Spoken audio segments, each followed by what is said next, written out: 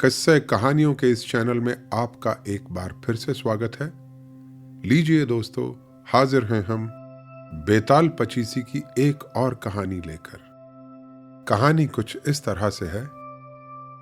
बहुत पहले की बात है। गंगा किनारे कनकपुर नाम का एक नगर था। वहां के राजा का नाम था यशोधन। वो सचमुच अपने नाम को सार्थक करने वाला राजा था। वो परम प्रतापी था और प्रजा उसके राज्य में हर प्रकार से सुखी थी। उस नगर में एक धनी व्यापारी रहता था जिसकी एक कन्या थी। उसका नाम था उन्मादिनी। वो एक परम सुंदरी थी। जो भी उसकी तरफ देखता वो उसकी मोहिनी शक्ति में डूब जाता था। उसका सौंदर्य कामदेव को भी विचलित करने वाला था। जब उन्मादिनी बड़ी हुई तो उसके पिता ने राजा यशोधन के पास जाकर निवेदन किया, प्रभो, मैं अपनी रत्न स्वरूप कन्या का विवाह करना चाहता हूं, किंतु आपसे निवेदन किए बिना उसका विवाह करने का मुझे साहस नहीं होता। सभी रत्नों के स्वामी आप ही हैं, इसलिए या तो मेरी कन्या को पत्नी रूप में स्वीकार करके आप मुझे कृतार्थ करें या फिर अस्वीकार कर दें। व्यापारी की ये बात सुनकर राजा ने उस कन्या के शुभ लक्षणों को देखने के लिए आदरपूर्वक अपने ब्राह्मणों को भेजा। उन ब्राह्मणों ने वहां जाकर ज्यों ही उस परम सुंदरी को देखा त्यों ही उनका मन चंचल हो गया।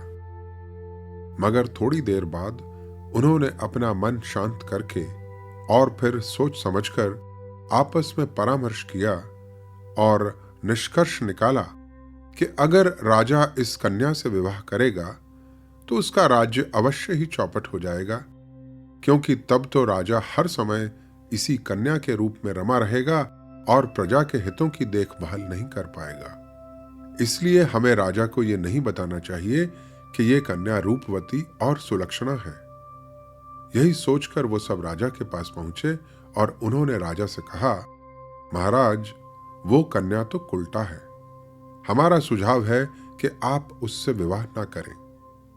यह जानकर राजा ने उस कन्या से विवाह करने के लिए मना कर दिया। तब उसके पिता ने राजा की आज्ञा से अपनी कन्या का विवाह राजा के सेनापति के साथ कर दिया, जिसका नाम था बालेंदु। उन्मादिनी अपने पति के साथ सुखपूर्वक रहने लगी, लेकिन उसके मन में एक चुभन सी बनी रही कि राजा ने उसे कुलटा कहकर उसका त्याग किया है। एक बार बसंत ऋतु में राजा यशोधन हाथी पर चढ़कर बसंत महोत्सव देखने को निकला। यूं तो उन्मादिनी अपने दिल में राजा से विद्वेष रखती थी, फिर भी राजा के आगमन की खबर सुनकर वो उसे देखने के लिए अपने भवन की छत पर जा खड़ी हुई। छत पर खड़ी उस परम सुंदरी की तरफ जैसे ही राजा की नजरें उठीं, उसके मन में कामाग्नि की ज्वाला सुलग उठी। अप्सराओं के समान उसकी सुंदरता राजा के दिल में गहराई से उतर गई। पलक झपकते ही राजा संज्ञाहीन हो गया। तब राजा के सेवक उसे संभाल कर उसके महल में ले गए। राजा ने जब उस सुंदरी के बारे में पूछा तो उसके सेवकों ने उसे बता दिया कि यह वही कन्या है जिसके विवाह का प्रस्ताव पहले राजा के साथ करने का हुआ था, लेकिन राजा के मना करने पर उसका विवाह उसके सेनापति के साथ कर दिया गया। यह सुनकर राजा को उन ब्राह्मणों पर बड़ा क्रोध आया जिन्होंने उस कन्या के बारे में गलत कहकर राजा को झूठी सूचना दी थी। राजा ने तत्काल उन सभी ब्राह्मणों को देश निकाला दे दिया। मगर तभी से राजा यशोधन मन ही मन दुखी रहने लगा। भले ही उसने अपनी भावना को मन में छिपा रखा था, मगर बाहरी लक्षणों को देखकर उसके विश्वासी जनों द्वारा पूछे जाने पर बड़ी मुश्किल से उसने अपनी पीड़ा का कारण बताया। तब उसके विश्वासी जनों ने कहा, इसमें इतना दुखी होने की क्या बात है? वो तो आपके ही अधीन है, फिर आप उसे अपना क्यों नहीं लेते? लेकिन धर्मात्मा राजा यशोधन ने उनकी ये बात स्वीकार नहीं की।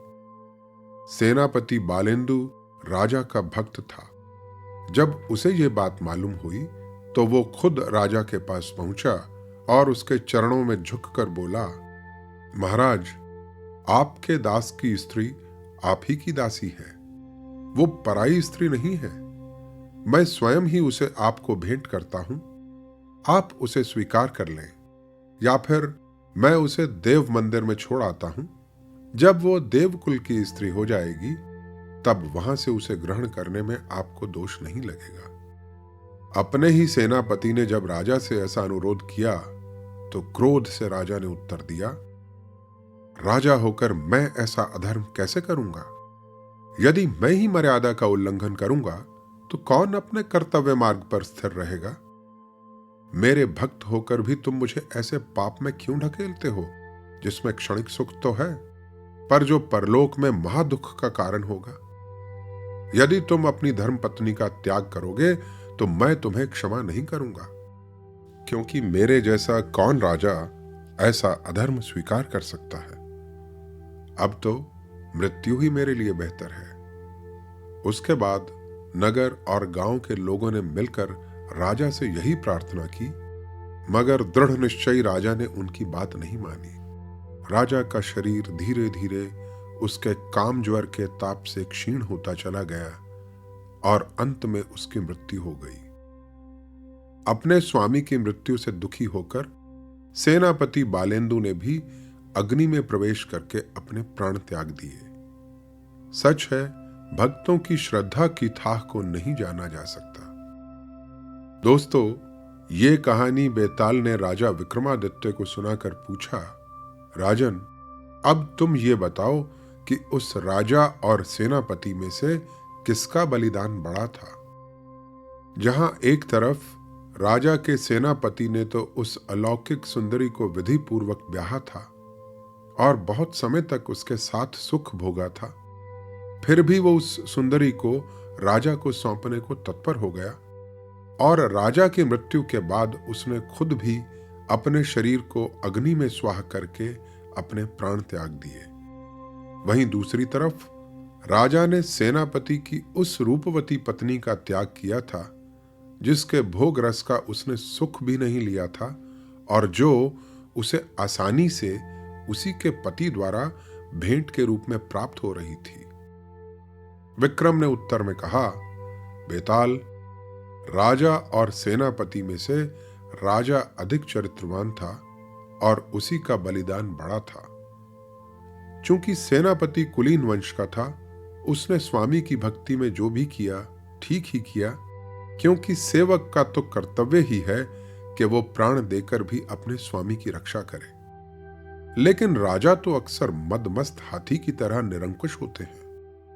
वो जब भी किसी वस्तु या व्यक्ति को पाना और भोगना चाहते हैं तो धर्म और मर्यादाओं की सभी सीमा तोड़ देते हैं। सत्ता के नशे में चूर राजाओं का विवेक तो अभिषेक के जल से उसी प्रकार बह जाता है जैसे बाढ़ के पानी में सब कुछ बह जाता है। उनके राजसी सिंहासनों पर डुलते हुए चंवर की हवा जैसे धूल के कण मच्छरों और मक्खियों को उड़ा देती है, वैसे ही शास्त्रों और संतों द्वारा दिए गए उपदेश के अर्थ को भी दूर भगा देती है।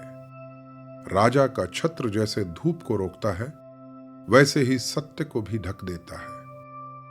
धन और वैभव की आंधी में चौंधियाई हुई राजा की आंखें उचित मार्ग नहीं देख पाती हैं। नहुष आदि राजा जगत विजयी थे, फिर भी जब उनका चित्त कामवश हो गया तब उन्हें अनेक विपत्तियों का सामना करना पड़ा था। परंतु राजा यशोधन परम प्रतापी था और मैं उसका बलिदान उसके सेनापति के बलिदान से कहीं बड़ा मानता हूं, क्योंकि लक्ष्मी के समान चंचला और सुंदरता में अप्सराओं को भी मात देने वाली उन्मादिनी को उसी के पति द्वारा स्वेच्छा से भेंट स्वरूप दिए जाने पर भी राजा यशोधन अपने धर्म से विमुख नहीं हुआ। उस धर्मात्मा और प्रतापी राजा ने अपनी वासना को खुद पर हावी नहीं होने दिया और कुमार्ग पर पांव नहीं रखे, बल्कि अपने प्राण त्याग दिए। ये सुनकर बेताल ने कहा, तुम्हारा उत्तर बिल्कुल सही है राजन। किसी भी मनुष्य के व्यक्तित्व की पहचान उसके चरित्र से ही होती है। मगर तुम अपने मौन रहने का संकल्प भूल गए।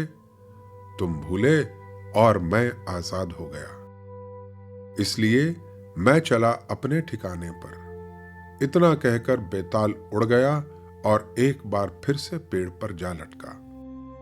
विक्रम दोबारा वापस गया और उसे कंधे पर लादकर फिर से चल दिया अपनी मंजिल की ओर।